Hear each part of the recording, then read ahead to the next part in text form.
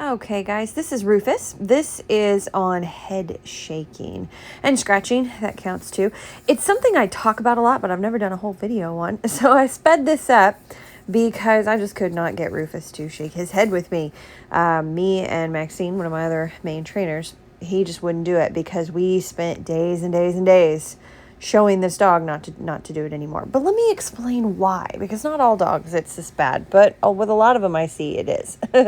So, or they come back and they're shaking like crazy and push and heel.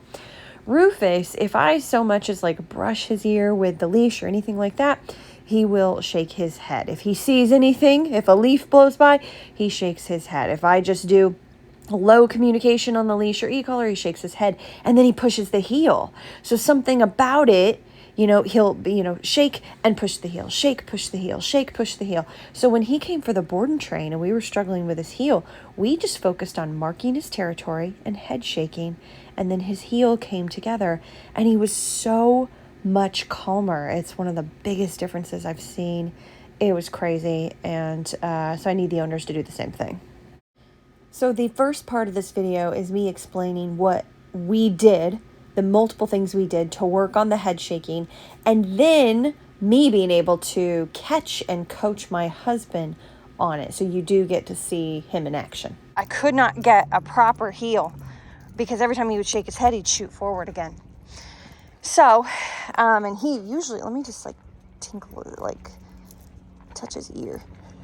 Usually that would do it too. Oh, stinker. It's like, you're testing me, I know it.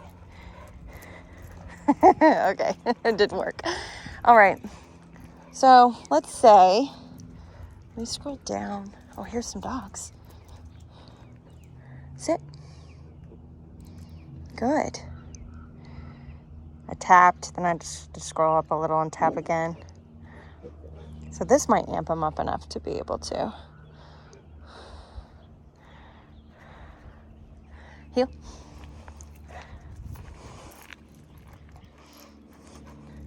So any head shaking, for any reason, other than when he first gets out in the morning out of crate, he's allowed to look if it's fairly softly. Heel.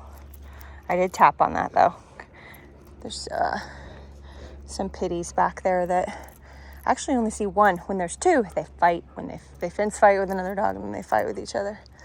So I wonder if they got rid of one. But anyway, when he shakes his head, I'm going to give him a little tug of the leash if he just shakes his head. Just hey, knock it off, right?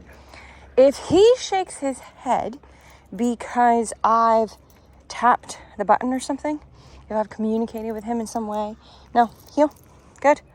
I'm going to do the same thing except much firmer. No, let's go. Kind of just like that. It's just a firm pop of the leash. So even if I've just used this, sit, good.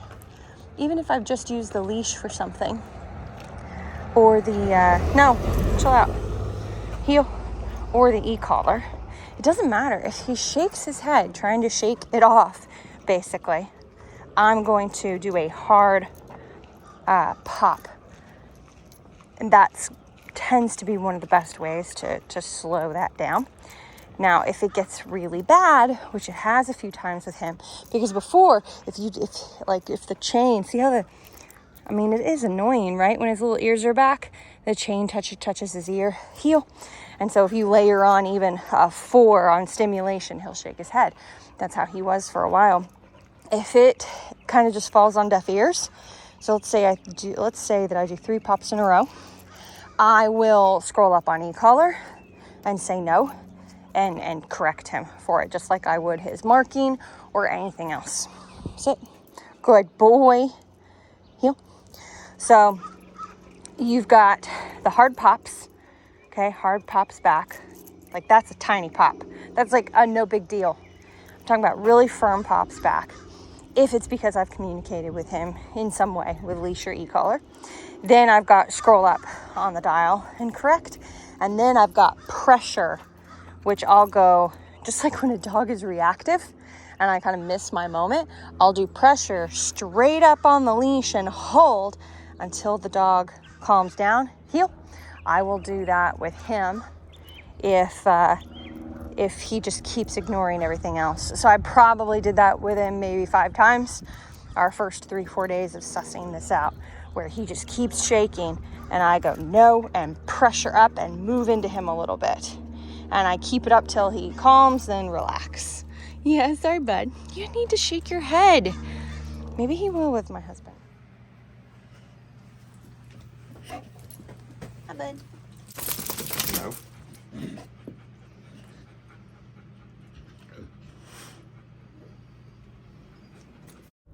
So we're taking every little chance we can to set a tone. So that pop, out of crate, ready to go outside, was just a pop for that head shaking.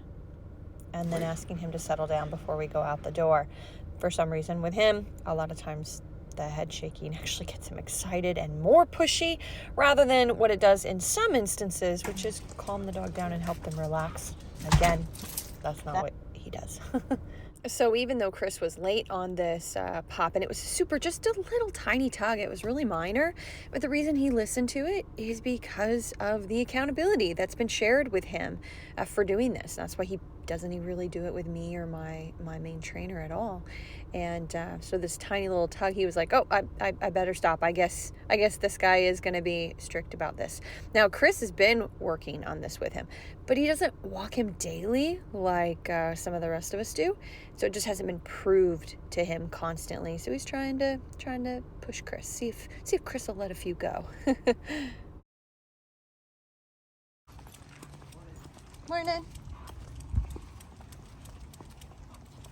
Slow down a bit. He's really getting amped by the dogs. You see that, right? Yeah. You need to address it. A little firm. Okay, or that works too. Nope.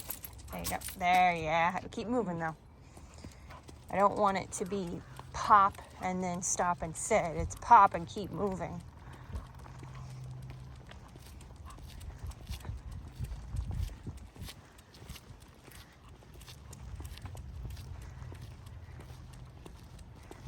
Let's see if those ears go up again.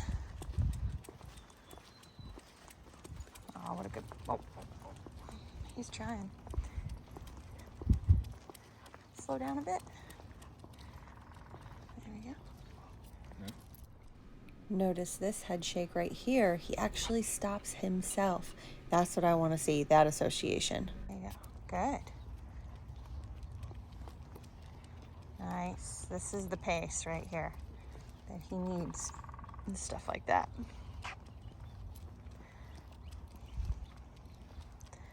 This is what puts him more in follower mode. You kind of see the shift, in his temperament. Kind of feel it. Nope.